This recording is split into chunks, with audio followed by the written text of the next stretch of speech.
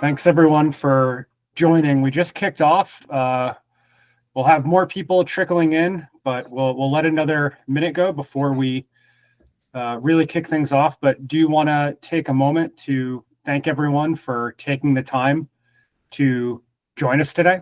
So appreciate that. These AMAs that we're doing, they're a new regular feature at ROCK. So please be on the lookout for more invitations and the varying topics that we'll be covering, and really encourage people to join, to be getting a full understanding of the ROCK ecosystem.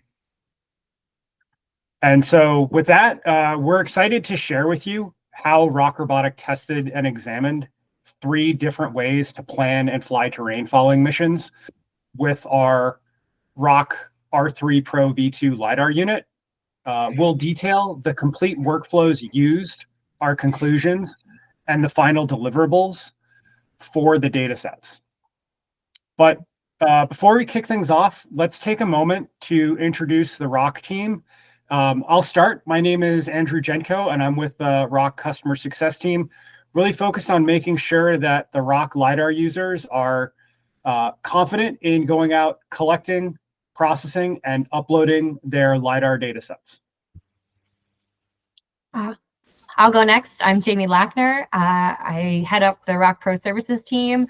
So anytime you get ROCK Pro Service deliverables back, I have, helped work on them in some regard or oversaw the people that are working on them. So really excited to be able to discuss, the final data sets and deliverables that we got out of this data set, as well as the journey that got us to them as well. Hi, I'm Vicki. I work on the customer success team here at ROCK, and my role is really to help make things smoother for everyone. So you have any questions and you don't know where to go to, you can always come to me or email support@rockrobotic.com, and I'll always help you get to that right direction.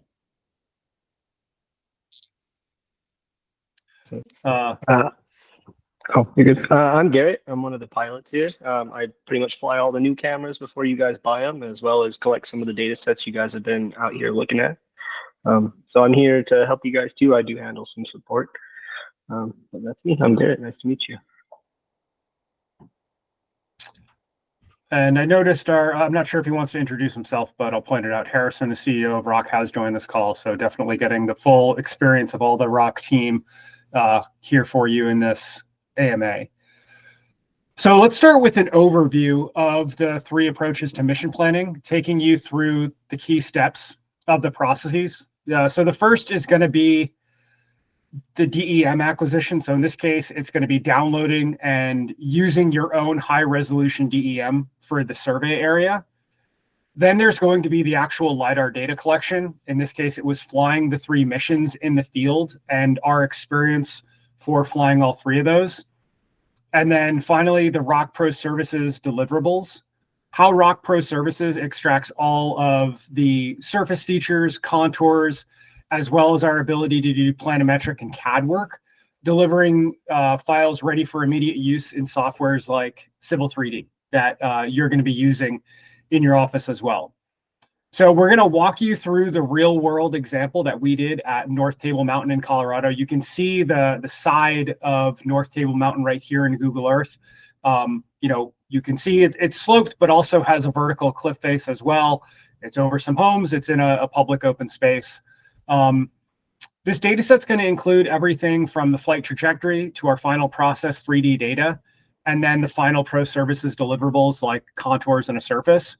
And by the end of this meeting, you'll have a clear understanding of how ROCK can help you achieve exceptional results with less effort. So now, one thing before we dive into the overview, I just want to point out, members of the ROCK team are able to answer your questions during this AMA.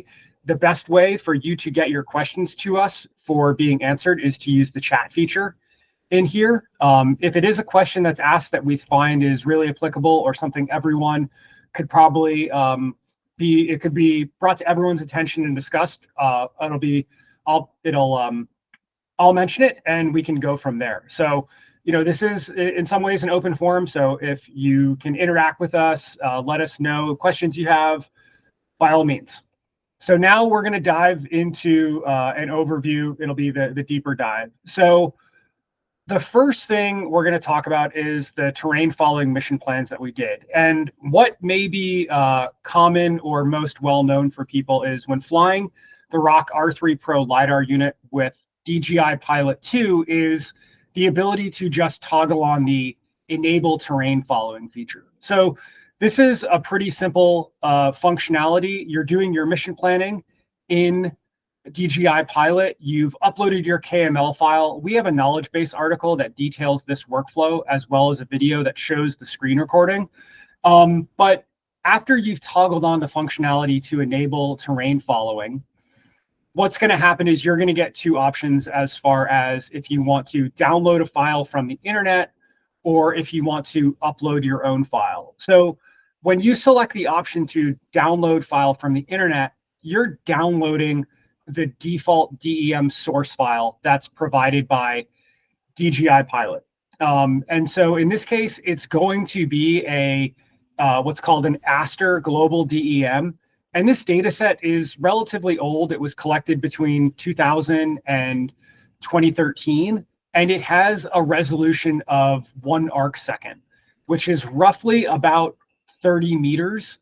And the vertical accuracy might also be at about 20 meters. Now, I want to point out that the resolution we're talking about, that's going to be more related to the gridding resolution of the DEM as opposed to just the data input resolution. So, you know, so even though it's a 1 arc second or 30 meter grid, that doesn't necessarily mean that there is a data point that's going to be available for that DEM when it's being generated every 30 meters. So we used the DJI Pilot 2 default DEM for our first attempt at terrain following at this site at North Table Mountain.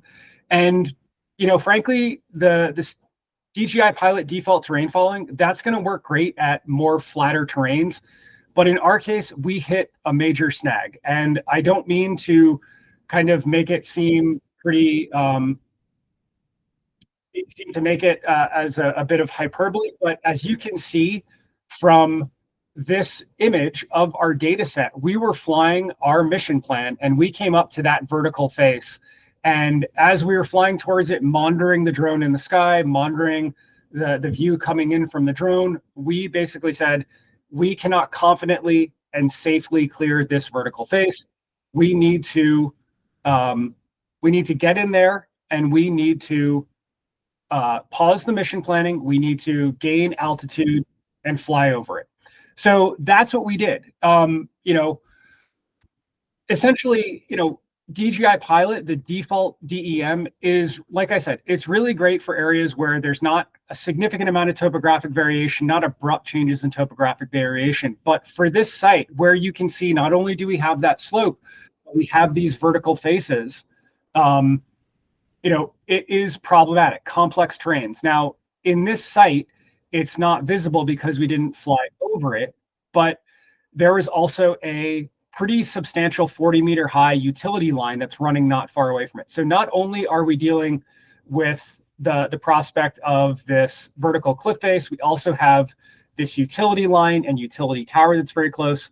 So this is just an area where the limitations of a default DEM offered by DJI Pilot really shine through and show the need to do some extra planning and incorporate higher resolution and more recent DEM data into your mission planning. So the next step that we did was we really upped our game as far as the input DEM. We went to the national map download. My apologies for anyone who's based outside the US.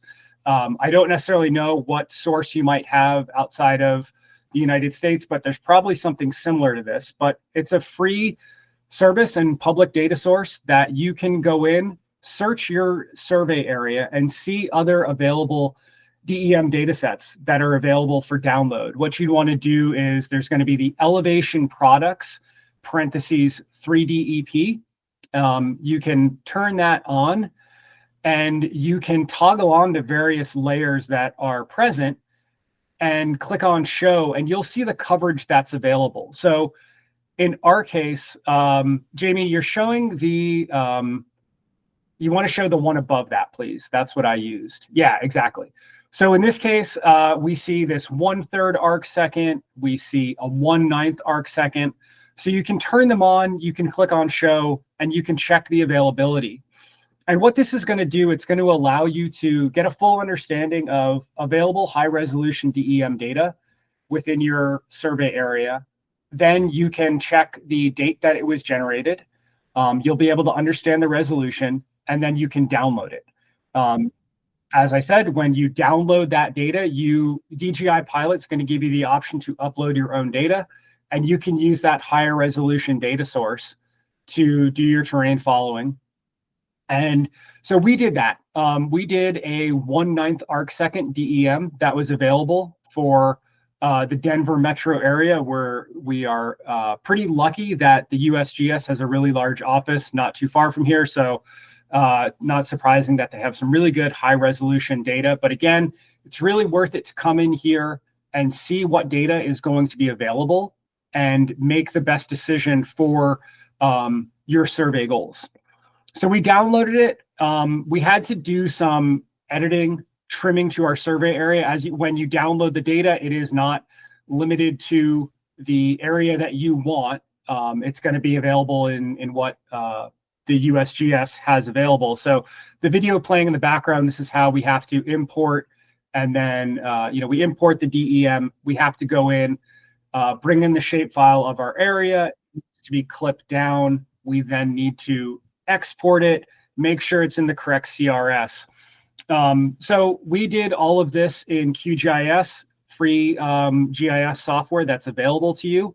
But it's a cumbersome process, and at the end result, all you're getting with this is a TIFF file that you're going to put on your micro SD card and upload into your remote controller in DJI Pilot. And then when you're selecting the terrain following input, instead of download for internet, you're going to choose your own file that you've brought in, and you can use that.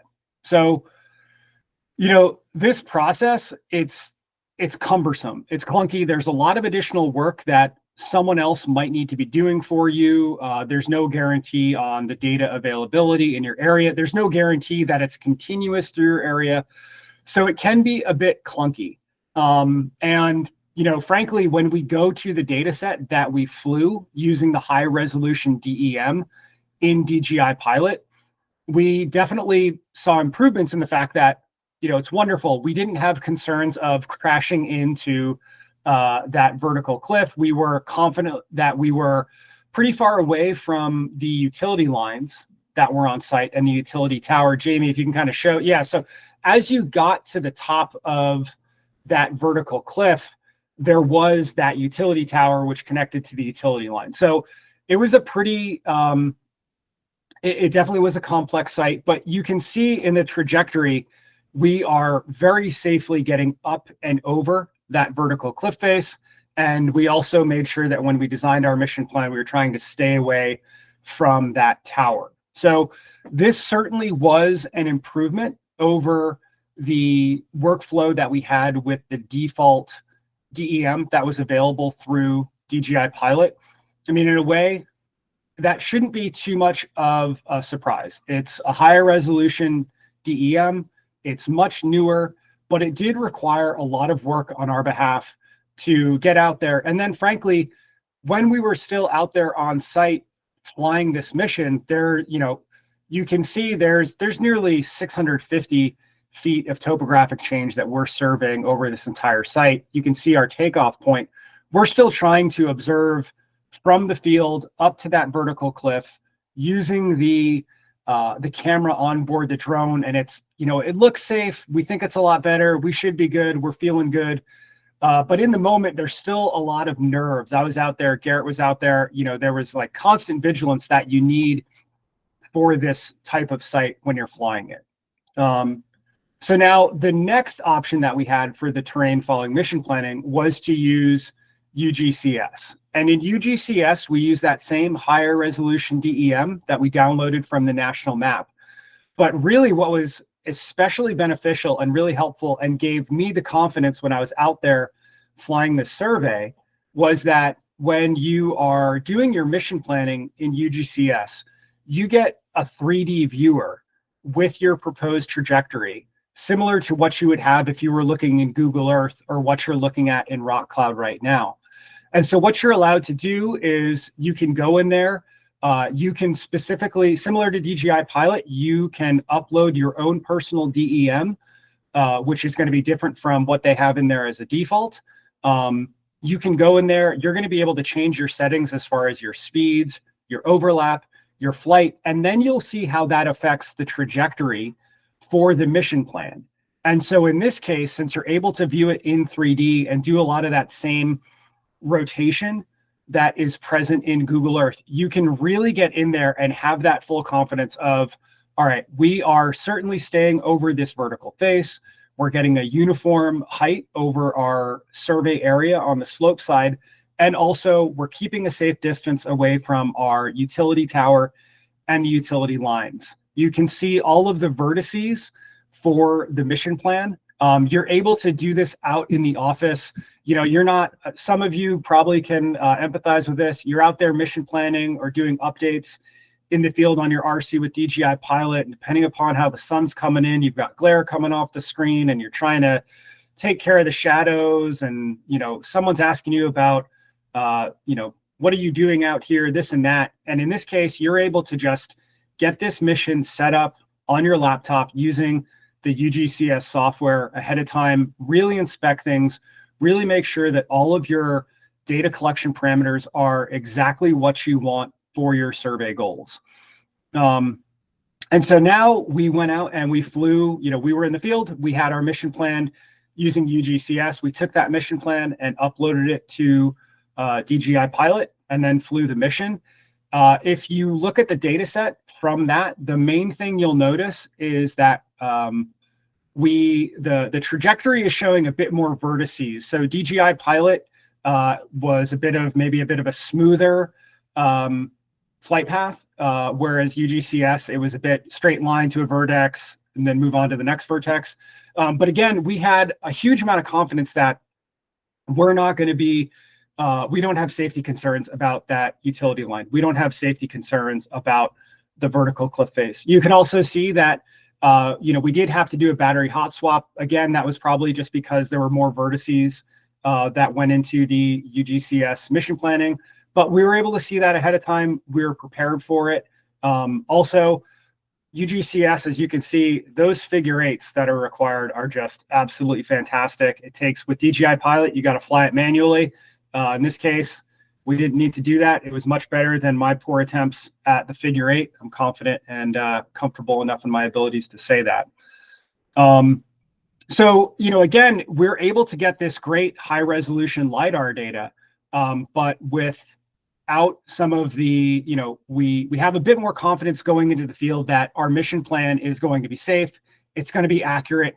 We know a bit more about, you know, when to stop for a hot swap efficiently, so we're getting the most out of our batteries, as opposed to with a DJI Pilot where you're kind of monitoring it, you know, wondering about the wind, so on and so forth. So with that, just want to do a brief recap of the actual workflow, because it was essentially the same for all three data sets when we're in the field. So we got out into the field, we set up our MLID base station on site away from obstructions on flat ground. So we were away from vegetation as much as possible, away from any structures. We were in an open field.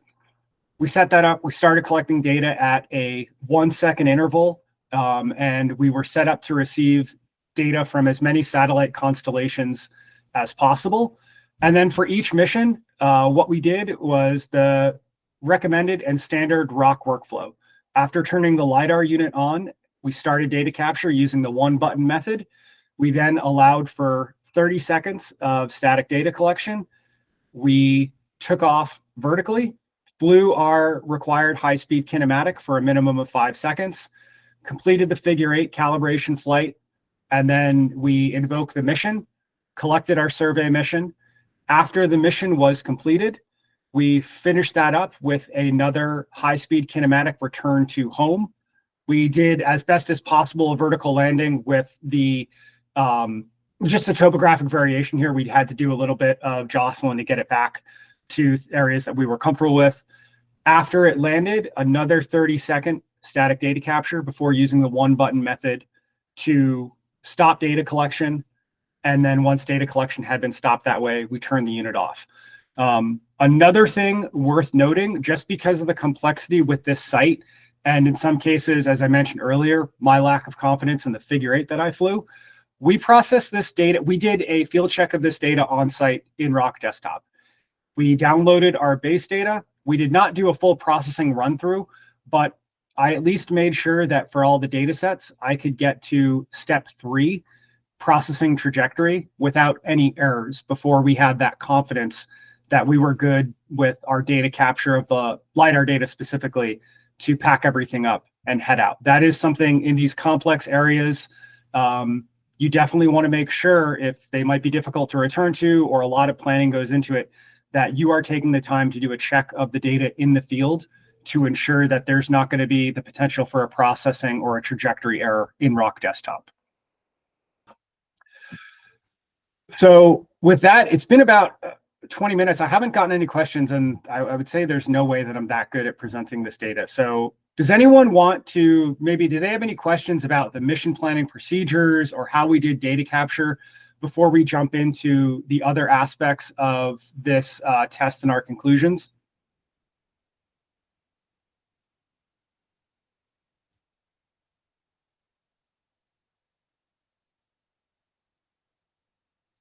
Okay.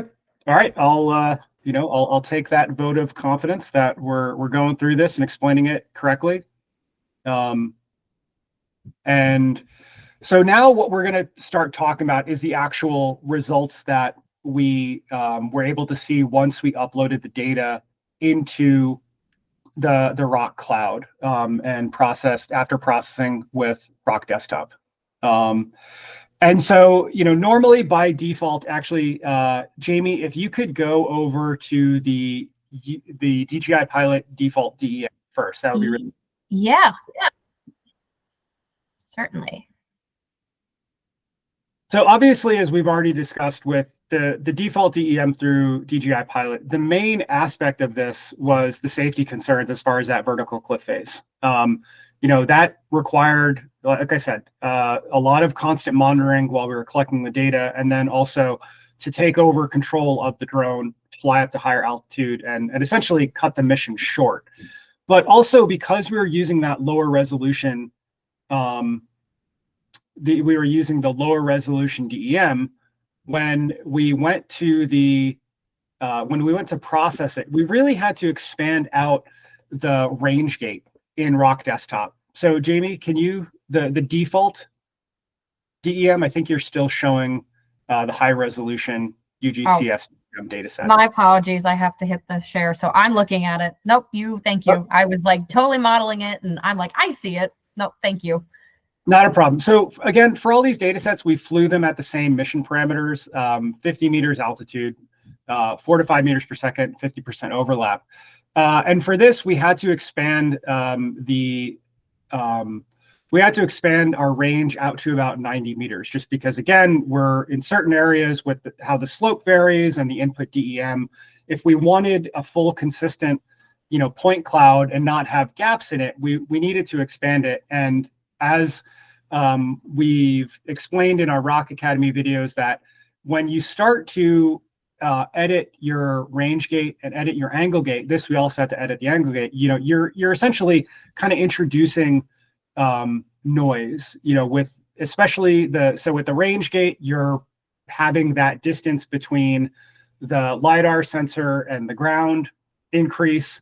So that's where you can see reduced accuracy. And then for the angle gate, you go from a wider angle, and now you're getting kind of glancing blows, which also that gives you reduced accuracy in the final data set. So in this data set, we had to expand those beyond what we like to do for our default, and then that's just not going to produce the most high resolution and accurate final point cloud.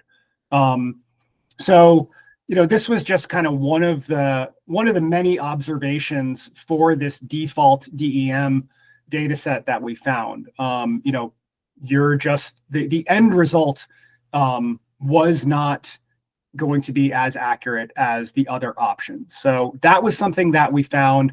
We, essentially after we processed this data set, we came back and said, okay, we need to start looking at other DEM options because this just isn't good enough. We're not going to get, final result that's going to give us confidence in the surface when we use ROCK Pro services. So now if we go over to our high resolution DEM data sets, Jamie, you can use the DJI Pilot one.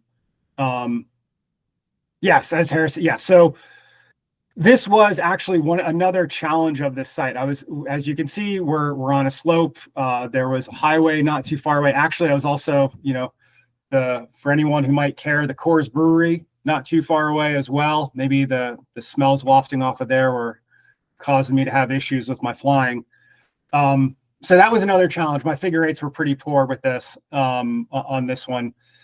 But in this case, we didn't have to, we expanded the range gate a little bit on this one, but certainly not as much. Normally by default, it's 65 in ROCK Desktop. We only had to expand it to 75, which given the complexity of the terrain, I would say is pretty good. But the other nice thing is we were able to keep the angle gate at that -30 to 30 default. So we reduced those glancing blows that you get when you widen up your angle gate. And that's going to give us a pretty good amount of confidence that when we use ROCK Pro services, our contours and our surface are going to be pretty high quality. So actually, I'm going to let Jamie take over a bit, just because at this point, when we get into those surfaces, that's her area of expertise, and she can provide just a great, robust explanation of those offerings and what we found with these data sets as well. Sure. Love to take it away. So yes, we did perform ROCK Pro services on both the DJI Pilot 1 meter DEM as well as the UgCS 1 meter DEM.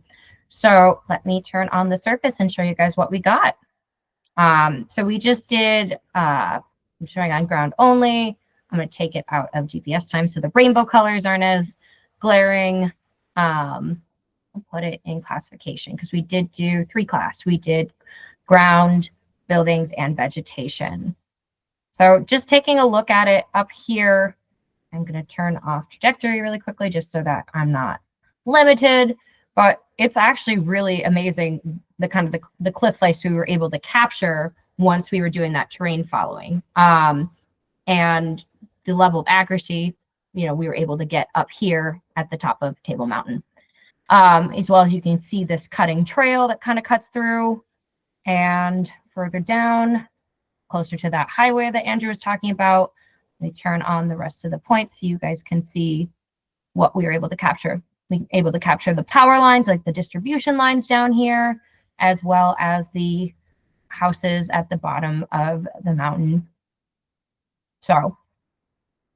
And I think also what Jamie is really leaving out here, and I would say she's probably doing it out of an abundance of, not wanting to oversell herself or toot her own horn, but what the pro services team is so great at with these surfaces, contours, and also your planimetrics and CAD work is just that they're serving as an extension of your team and reducing your workload, cutting down on the time that you have to spend digging into these point clouds. And so instead of having it be yourself going in there and trying to interpret and classify everything within this point cloud and going blind on, is this high vegetation, low vegetation, where does that curb end, where does the driveway begin, what about the power lines? Instead you have the entire team of ROCK Pro service individuals getting in there and working on this for you.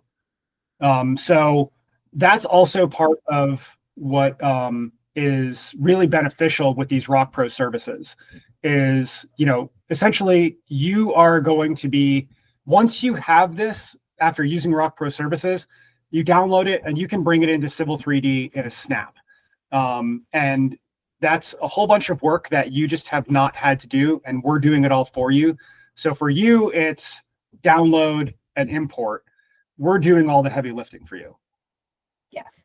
Thank you. And yes, taking a look at the UgCS, it was very similar in terms of, what we end up getting surface wise. We're still able to get, but I agree, if there's a way to do it, quicker, faster, less cumbersome, and a way that is ultimately going to be faster and safer for you guys, that's, but data wise, it also came out with really good vertical faces of the top of the mountain. And we also did 3 class on this one as well. So, and it got us very similar results. If anything, I would say the vegetation came out better here in the UgCS on the lower lying portion of the data set. It seems like a lot more of the shrubs are classified. It came out as they should. So yeah, and that part, the variation in the classification for the shrubs, is probably just likely due to the fact that, again, this is an area where you can think the part near the base or the bottom is going to be your most gradual slope. The slope starts to ramp up, and then the slope essentially gets vertical. And so as you're dealing with those changes in the variation of the slope, and we incorporate the DEM, it seems like even though UgCS did require the battery hot swap and a lot more vertices in the trajectory for the mission, what that appears to be doing is it's better following the surface, getting us those data points that can be used for the classification. And so and we're getting more vegetation higher up. So really, by taking the time to do that work in UgCS and, understanding it was going to take a battery hot swap, we're really seeing the benefits on the final deliverable side of things, is that not only are you getting that high accuracy point cloud, but when we go in there and do the classification, we're getting kind of more robust results there. Yeah. And also, I know you had talked about, like, obviously having to change with the range gate a bit. We're able to, when we do ROCK Pro services, we're able to classify out all that high noise. So really, with a click of a button, it's not your problem anymore. And if you want to just look at your surface model, you want to just look and you want to isolate out, the ground points, the building points, the vegetation points, you're going to be able to do that once you have completed ROCK Pro services. Additionally, if there were any issues with flying, let's say there were data capture gaps or anything, let's say you didn't want to adjust the range gate. And if you gave us a data set that there were data gap coverages, we'd be giving that data set back to you. We do a data quality assessment with every data set. And with that, it's going to give you an idea of how well was this site flown. It helps you even vet pilots if you have multiple pilots, or it's going to give you ways to improve your flights each and every time. So that is something we do with every deliverable and go from there. So yeah, it definitely, it's the differences between the two data sets are subtle, but it's crazy to me how well both the surface faces came out on both the DJI Pilot and here, the DJI Pilot here, and on the UgCS. That was something to me that was really exciting to see, was how similar the surfaces came out on these cliff faces, especially with no sort of enhanced brake lines or any kind of like guiding hand other than the ground classification. And I can't stress this enough, as well. As complex as it was to get out there and fly the site and monitor the drone in the air and think about all of the ways to download, where to download DEM data from, what's going to be the most high resolution. Once I got to the point where I was confident in the final point cloud, I just said, Jamie, this is what I need for it. And the pro services team went to work. That was, I don't want to say that's where my thinking stopped, because I still, was aware that Jamie might have some questions for me, but it really was this giant load off my shoulders where the other projects I'm working on, I could go focus on them. And as I mentioned, there was an entire team dedicated to this data set and to these deliverables. Yes. So with that, I do think we're going to come back to the lessons learned, but I do really, while we're talking about ROCK Pro services, I do want to take a moment to just show you some of the other ROCK capabilities that we have from other data sets we've discussed at these AMAs. These are going to be a lot more of your engineering heavy type sites where you have curbs, ADA ramps, sidewalks, parking lines. And this is where we get into planimetrics, CAD deliverables. And so this is a data set that we flew in the Denver metro area. And, you know, again, this is where the pro services team, they really shine. You can see how complex this site is, what's going on here. Parking lines, you know, a half circle, one-way roads, medians, so on and so forth. And again, in this case, I flew the data set with Garrett. He was on site with me as well. And once we had processed it and had the confidence that the point cloud was of the quality and accuracy that we wanted, Pro Services took over and they went to work on the curbs, the parking lines, things like that. So, you know, definitely want to stress that ROCK Pro Services is not just limited to getting you a surface or contours on the side of a mountain. You know, it is your engineering and development sites as well. You know, we'll cover this in other AMAs in the future. We have in the past, but always want to know and make everyone aware of the full capability of the ROCK Pro Services team. I think I saw a pop-up in, yeah, so Vicky, go ahead. Yeah, I was going to pop up for you a good question that Ren had. He wanted to know, when you're using your own downloaded DTM, how large of an area do you download? And are you downloading your own for each site? Yeah, so again, this is going to be something that's varied for the source that you're looking for. I'm going to speak what I got from the national map. Jamie, if you could go back to the national map page, that would be really helpful. But the way that these data sets are typically available for download when you select it is in a like 1 degree by 1 degree longitude and latitude square. So if anyone is doing that sort of flying with a drone, you probably be better off buying a helicopter. So what I do is, my goal is to have my KML file for the survey area that I'm going to be flying. I use that to I use that to do my mission planning. And, you know, within DJI Pilot, you have the option to select the margin. I will always try and go a little bit larger on my survey area KML boundary than I think is absolutely necessary, just so I have that buffer. It makes me feel a little bit better. This was actually one of the sites where I didn't do that, and that was primarily because we had that 40-meter high utility line right by the vertical cliff base. So I was actually really focused on not hitting that. So I didn't expand too far beyond what I thought was necessary. But then what happens when you download that data and you do the trimming in QGIS, it's always going to, even if you have a like 85 side polygon, it's always going to wind up clipping it to essentially a 4-sided object.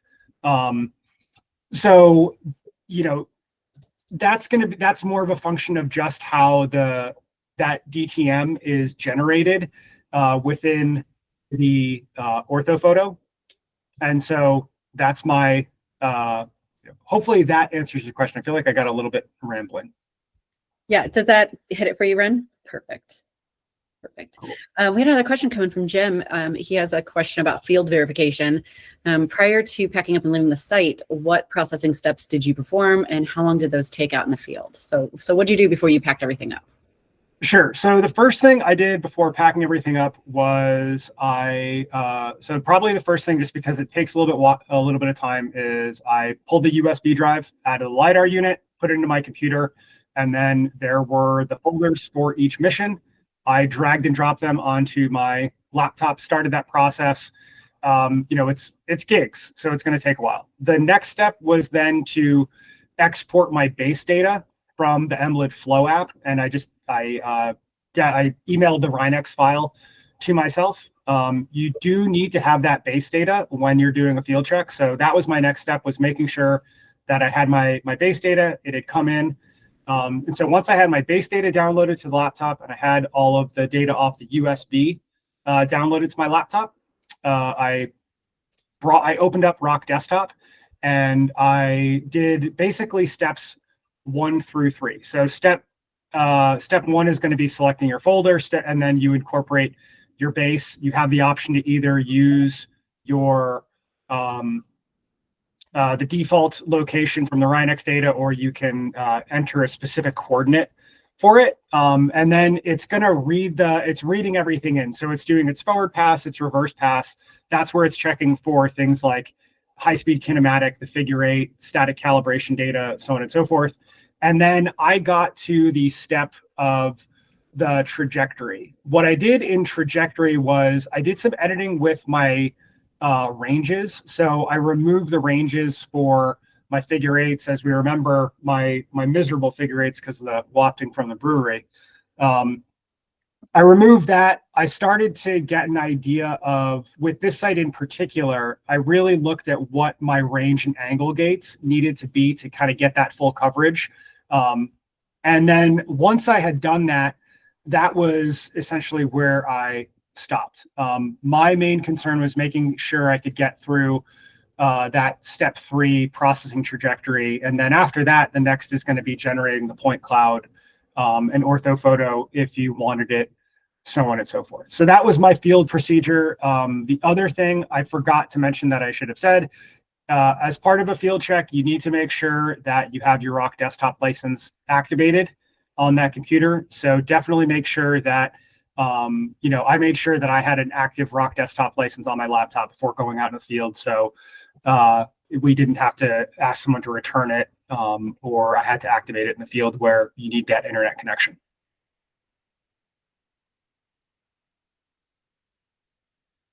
Did that get to what you wanted, Jim? Yep.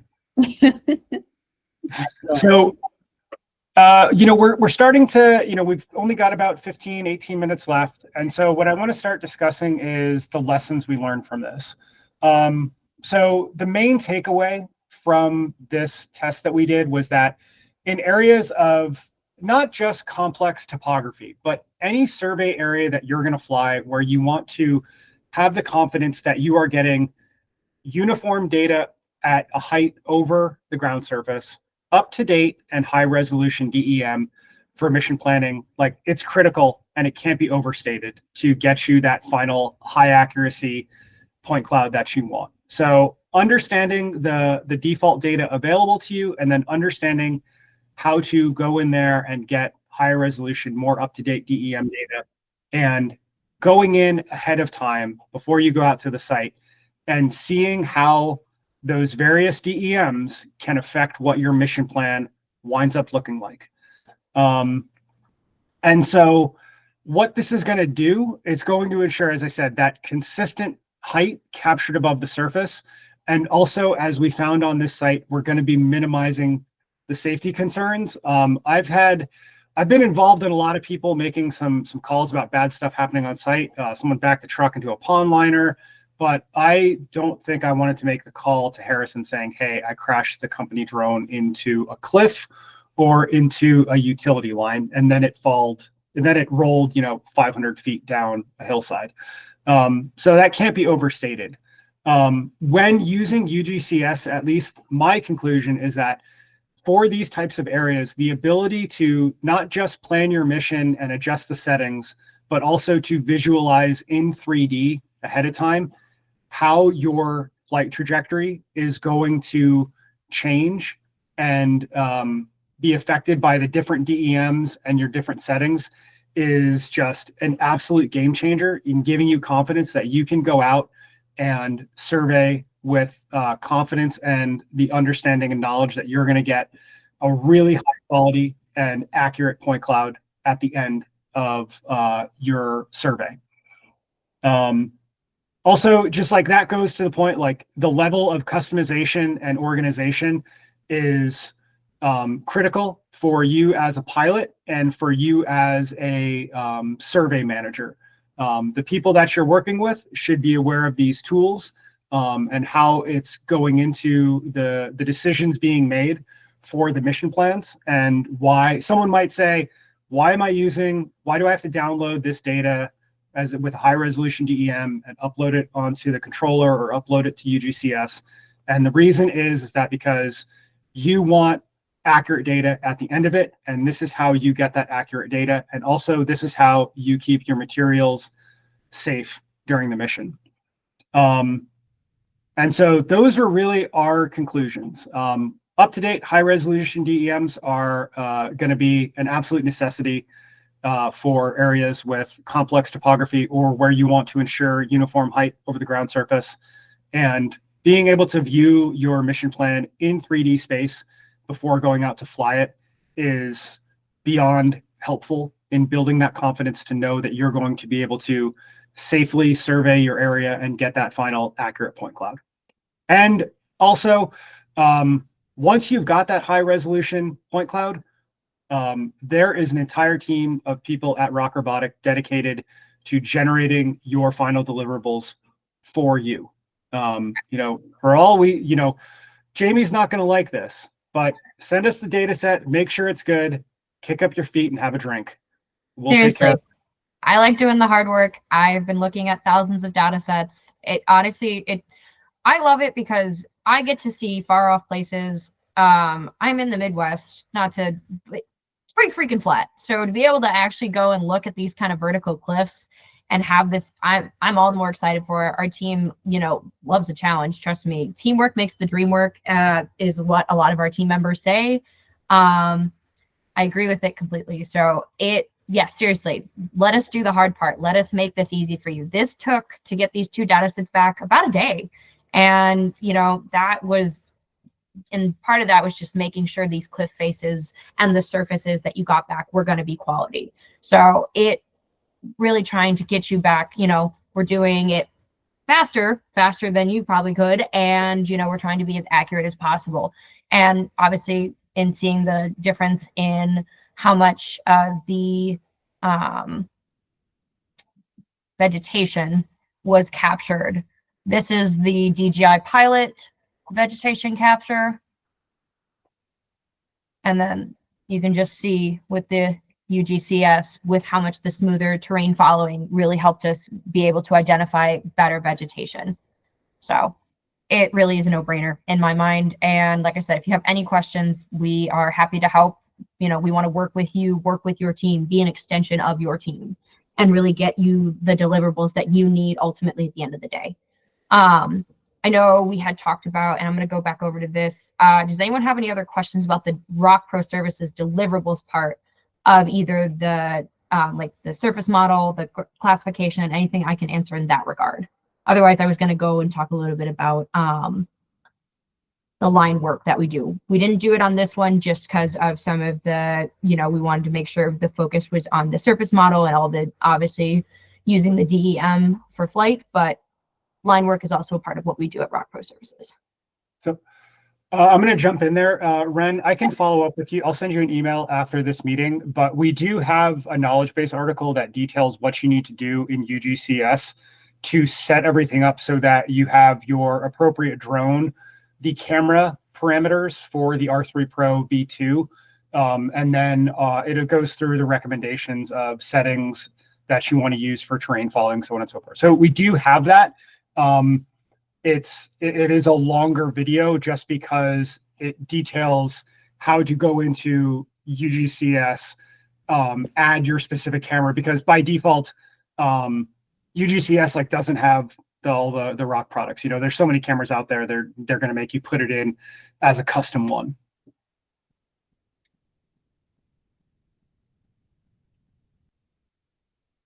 Did that answer your question?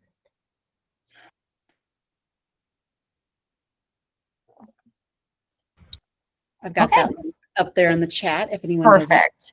So you Well, can then grab it. I am going to scoot over to this one. Obviously, like I said, please hurl any and all questions that we could potentially answer. This other site, which is on the other side of Denver and the much less mountainous part of Denver, much flatter, but with that flatness, there comes a lot of need for precision. Andrew brought this up, all of the, ramps, all of the curves, and, making sure that what we're providing you is accurate to what you captured, what is really out there.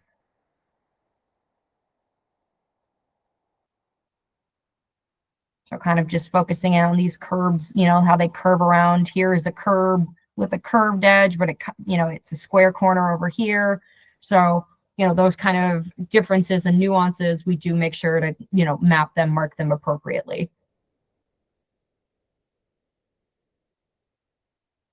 Yeah. And I can also show for this one, we didn't have GCPs on the previous data sets, but we do have GCPs on this data set that I would like to show the accuracy report for. That's the data quality assessment. So we're going to keep, I don't want the data quality assessment. I want metrics. Where are they? Where are the GCPs? While you look for that, Jamie, Yeah, you're good. I'm just going to plug too that the real goal of this is getting that Civil 3D ready surface, land XML. We can do break lines as well. So those are the goals. Yes. It's getting you there faster so you can spend your time doing the other important things for your business. Here, I will show them. They're better on this one. This data set, the 56th Street underpass, was really, honestly, Andrew and Garrett and Jared, everybody who worked on this deserves so much praise, because the accuracy we were able to achieve on this data set is mind-blowing to me, because it is not just, it's SLAM and aerial combined. And what we were able to come away with was really, the accuracy was insane to me. Coming to see this and going all the way. Let's go to this accuracy report for the 56th Street underpass. And then, we were getting a vertical accuracy of 0.06 foot, not even a tenth of a foot accuracy. And that is combined both the aerial and SLAM. If I go, what? Just great, better than a tenth of a foot accuracy. Yeah, did I misspeak? I apologize. Yeah, you made it sound like it was greater than this. Oh, no, it is tighter than a tenth. It is, and so kind of, based on these GCPs, and we focus the majority of our GCPs around this area. And I can kind of show in GPS time, this kind of gives you an idea of how the SLAM scan was separate from the aerial, but we tied it in with these GCPs. So that kind of accuracy, that's the kind of confidence you can get from not just the ROCK ecosystem, but ROCK Pro Services, everything. And we want to get you to that level of success, that level of accuracy. Oh, and you guys can't see that. Sorry. I was really excited and going on a tangent, and you couldn't see any of it. I apologize. Yeah, so it's not just is it about the accuracy and the smooth interoperability with the other software packages like Civil 3D, but it's the efficiency, a team of people working on it, as opposed to yourself as an individual or a single person in your office, and then that collaboration. It's the data set is provided to us, but that's where we start understanding what the project goals are, how this data set fits into that, how the deliverables are going to fit into that, and then making sure that what you get at the end is what you need. And through the process, if there are discussions that need to take place about the data set or the status of the deliverables, we'll be reaching out to you. And also if something does change on your end, we encourage you to reach out to us so we can keep that collaboration and open line of communication going throughout. Yeah. So it's a very dynamic process, and we really try to tailor fit it to each and every customer. And that's the thing. We have the kind of resources and team members to be able to do that. Really, we work with you. We can work on your timelines, and we'll make it happen. So I think now go on. Are you going to mention how we're coming down to the last 5 minutes? Yeah, I was just going to say we only have about 5 minutes left. People may have to drop off. People may have already dropped off, but we do want to open this last 5 minutes up for questions. And also, as those questions come in or people raise their hand, want to remind everyone that these AMAs are going to be occurring on a regular basis. So please keep an eye out in your inbox for the invitations. Join, and we will be sending out recordings after the fact if you want to review any part of this.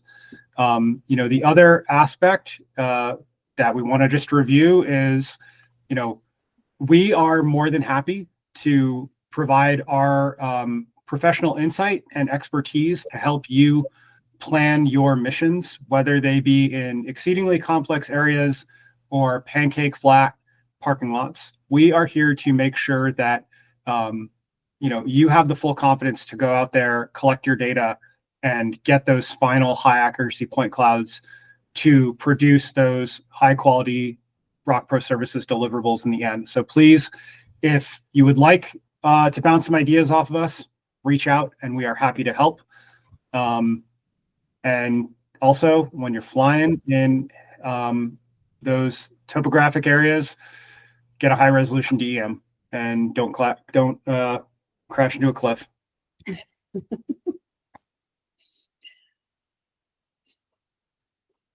No, but get responded by Andrew. I will let you guys read that because I'm still going to stay on the screen. I'm just going to kind of circle around because I don't know. I'm looking at this data set over how long we've been working with it and making it, functional. It's been, again, I don't live in Denver, but dang it, do I sure feel like I'm there sometimes just because by the data sets that we, that I know Andrew and Garrett and Jared are able to collect. That's the thing. We all work together. It's a group effort to get these kind of, and test everything out and kind of make the ROCK workflow just that much simpler and that much easier for you guys. Excellent. Well, I think our hour is just about there, so we'll go ahead and end it there, but we'll stick around for a few minutes if anyone does have questions they want to ask. Otherwise, thank you all so much for coming today. Jamie and Andrew, thank you for an amazing presentation. Very informative. Thanks for the thumbs up, Milton. We hope we'll see you guys again. And please reach out. Thanks. Reach out anytime. support@rockrobotic.com. We'll be happy to help you. Point you in the right direction. All right. Thank y'all. Appreciate your time. Take care. I'm going to turn on my camera here. I do have a couple of quick questions here. Sure. Hey, Jesse Rochette, Jamie, I think you and I spoke earlier in the week, and you got me set up with this meeting. I'm the cave guy out in Colorado. Yes, it's so wonderful to meet you. Thank you for being here. Yeah, absolutely. Thank you so much. Fantastic presentation. Everything was really, really helpful, and it helps put a lot of the pieces together. I know you had suggested, I think, was it that you were saying maybe it was Andrew who should probably touch base with on some of the specifics around kind of cross-utilization of both flown data and the hand-collected LiDAR data. And that one data set we were just showing, that is the aerial and SLAM capture. So SLAM, that's right. Got it. Yeah, no, it's okay. It's new technology for you. I know. So many terms Indeed. flying at you. Yeah, so just for everybody else that's here, my background, I'm a grad student and I'm getting back into my thesis mode, but I'm also I'm a caver and part of what's called the Colorado Cave Survey, and so I'm really interested in this technology in terms of where we can tie the data sets together. I had first found you all through the one of the videos. On YouTube, just I think what was it, Jamie? I think it was it the Shark Fin Cove video. But I'm really fascinated in that and wanting to learn more. I'm completely happy to drive up to Denver and meet with you guys. I'm down here in Colorado Springs, so I don't know if they're I think I told Jamie I'm at the I don't know what I don't know phase of knowledge right now. So. But I'm very much interested in working on a project for my thesis here that can be kind of extrapolated out as we, go across the state of Colorado, but looking at relationship data between, scanning the surface, with LiDAR, with the flown data, and then comparing that to the relationships of underground 3D ecosystems. So like I said, I know I'm not making a lot of sense here yet, but. Yeah, I mean, Jesse, I'd be more than happy to speak to you at another time, just because it is probably a longer discussion. The main thing to kind of keep in mind with this, if you're merging, so what it sounds like is you're looking like you want to merge airborne LiDAR data with LiDAR data collected in what we would say is a GNSS denied environment. Okay. Yep. Yeah. That makes sense. Yes.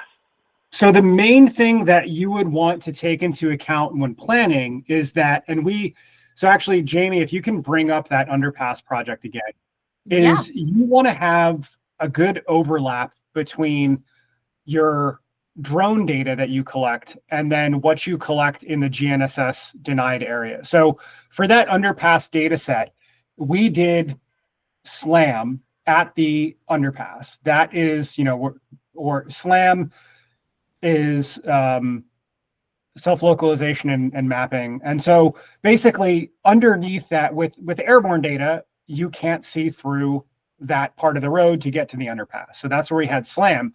But those green dots are ground control points. Okay. And so essentially what we did was we did the SLAM walking for the underpass, and that was our GNSS denied environment. Okay. We were using a procedure that we call loop closure and making sure we had adequate geometric features that could be surveyed by the LiDAR unit for the planning of getting that SLAM data set in the underpass area. But we needed to make sure that we went into the area that we had coverage from the airborne data and also the ground control point. So if you see that green dot right there on the pathway, that represents a ground control point. And that ground control point was surveyed both in the airborne data as well as the SLAM data. So we were able to essentially, the airborne data, we could tie to that ground control point. Then when we got the SLAM data, not only are we tying it to that actual ground control point, the LiDAR data and the visual data, but also to the XYZ that we have from it. Right. So it takes your LiDAR data that's GNSS denied, which is in this SLAM CRS, it's kind of an arbitrary CRS. And what you're doing is you're able to project it into the real world. Perfect. And so that's the main thing with the planning, is just ensuring that the SLAM data that you're capturing is, one, overlapping enough with the airborne data that you have, and then two, you have sufficient ground control in those areas of overlap to make sure that everything's tied together. Perfect. That makes sense. And the other thing too that I'll say about SLAM data sets, and this kind of is just a general recommendation I make for people, is, like the amount of time that it takes to collect the SLAM data set here at this underpass, the two walking passes, including all the calibration time and everything, it was 5 minutes. And so it's a pretty short collection. It doesn't involve a lot of, you're not uploading a mission or anything like that. So what I did, and I recommend you do, is when you get to the site, get your SLAM dock and your SLAM rod out, hook them up, and walk what you think is the path first without the LiDAR unit. And what you're doing when you're walking that path is you're getting an understanding of, okay, this is where a good location for a GCP would be. This is where I need to focus on closing my loop. This is a good geometric feature that I want to come back to multiple times for that tie-in, so on and so forth. So because you're able to collect that data pretty quickly with SLAM just by walking, spend, if it's a 5-minute collection, spend 5 minutes just walking it spend 7 minutes walking without the unit to figure out your path. Sure. Now, in the karst environment, in the cave environment, we, a lot of the time, that we're spending underground, some of these spaces are getting pretty tight, and we're, at times literally crawling on our bellies. So, to build full models, I'm interested in building full models of the cave environment inside, trying to get the highest resolution all the way to resolution of small crystals and formations. And then, but also capturing the whole geometry of this environment underground. So, and we could very well end up underground for, in a smaller cave, it would be very feasible to see spending, multiple sessions of 5 to 8 hours underground pulling that data set. So, but I see what you're saying there, and those ground control units are totally, it's like a datum that basically both models, are able to seam together. So yeah, I'm following there. My recommendation, though, and I'm not sure how well this aligns with really what you're looking for, is definitely to start small and progress your way up. Like you don't want to, your first SLAM data set in the cave should not be a 5-hour session. The battery wouldn't even, I don't know if the battery would support that. Sure. You know, you want to basically make sure that you can go from the cave entrance on the outside where you've got the overlap with the airborne data, and then, you know, get into, you know, whatever, you know, the first entryway that is a, you know, however many minute long SLAM, and you're really getting those features coming down from the sides and the top and so on and so forth. So that would be, you definitely want to make sure that you're, you know, taking the baby steps before you're running and jumping. Of course. Yeah, no, I'm fascinated with all of this, and it's really, I would indeed love to come up and talk to you all up in Denver here. I don't know, you know, what it takes to schedule, and I can go ahead and email you. We can communicate with that. I see Vicky nodding there too. So yeah, I'm happy to contact you all via email and, you know, figure out a good time that would work for me to come up. You know, and at this point, the equipment. So I'm a graduate student at University of Colorado in Colorado Springs. We have LiDAR equipment. I don't know at what level and resolution all that equipment is. Something's telling me it's probably older equipment and not anywhere at the level of what you all are working with. So, you know, there's a whole, I had some of the conversation with Jamie is, you know, part of my steps are going to be looking for grant funding and trying to be able to pull everything together to be able to, you know, to make a working package that I'll be able to even do this with. So, but, you know, I can see that potentially going underneath, you know, not necessarily through the university, but through, you know, either the National Speleological Society or through the Colorado Cave Survey or something like that, because I think that this is the future of, in our world, I know that there are some students up at School of Mines who are working with like photogrammetry and those type of things, but moving forward, I think this is very much the future of where our science is going. So. Great. Yeah, we're happy to reach out to us after this, and we can see what we can coordinate. Okay. Fantastic. I really appreciate you all. Thanks so much for a great meeting. Yeah. All right. Happy to host it. Thank you. All right. Anything else? I think we good. I think. Any other questions, Ren or Lewis? No, I think I'm pretty good. I was just putting together a question I was going to shoot into support. I looked at the video, the one that Harrison did 2 years ago on the terrain follow. I just wanted to make sure all the settings were still relevant. I think it's still basically the same settings. That's the video I followed when I did my mission planning for these. And we've got a more specific one for the R3 too, Ren. I'm going to pop it in here again, but it's on that learn.rockrobotic.com. Okay. This is for the most recent, a more even updated one for the R3 Pro settings. So you can rely on that. All right. Yeah, because all the stuff I see on UgCS, they always use some weird drone, or all the other videos always seem to show you part of the setup and then they clip away and show the flight. They never give you the full workflow. I'm a little more on that anal retentive side of making sure everything's perfect. And the first one I did out back here, it was like our third flight. I was coming back and I was just using the ROCK Pilot app, and I checked everything and thought it was good. And there was one tree branch I clipped. So everything was fine. We're back to running. Everything's good to go. But that was always a fun one to go into the partner and say, hey, guess what? I crashed the drone. But that was the only thing I wanted to see on the UgCS. It looks real nice. I know it's a little more involved getting it going than just jumping into the DJI Pilot app. And I mean, it's like, not surprisingly, DJI Pilot has optimized their own terrain following option to work for their system. That's their prerogative. There's that element of, like I said, like being able to visualize that trajectory in 3D ahead of time, similar to a Google Earth, that it really brings home that confidence. And I mean, you still wind up with you essentially upload that UgCS mission to DJI Pilot. So DJI Pilot's still doing it. It has some extra steps, but I mean, with you, all you get on DJI Pilot is just that, small screen that shows different colors for your survey lines. And Yeah. that just, in certain areas, that's just not adequate. Yeah, and I'm in Pennsylvania, so most of our stuff is all more rolling hills. We don't have any mountains or really sheer cliffs.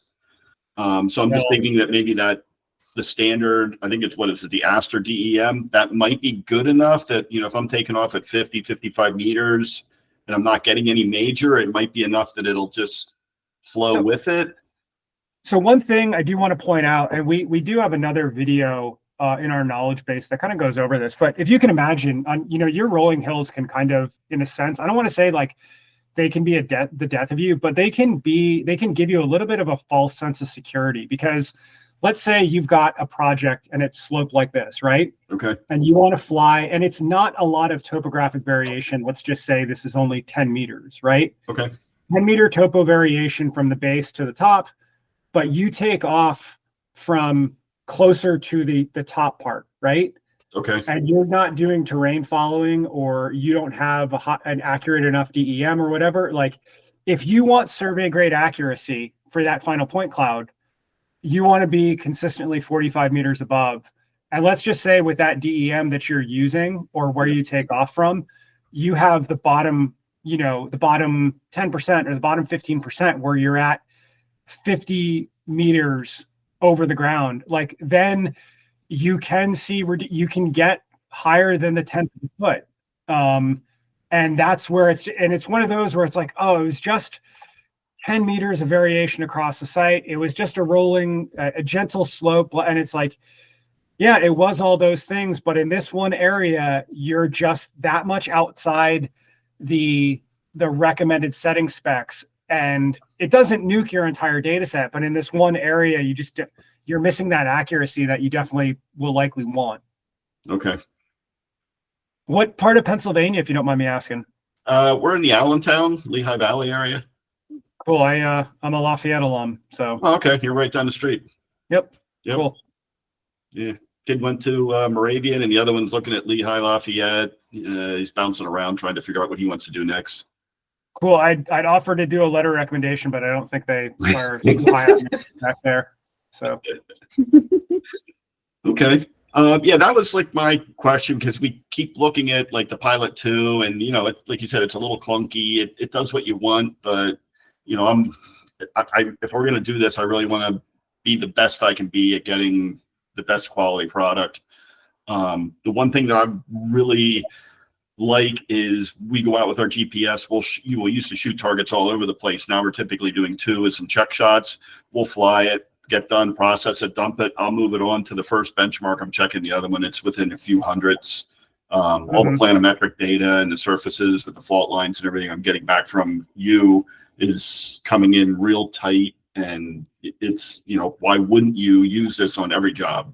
Unless it's something really small, like a couple hundred square feet or something that the crew could go out and just shoot it.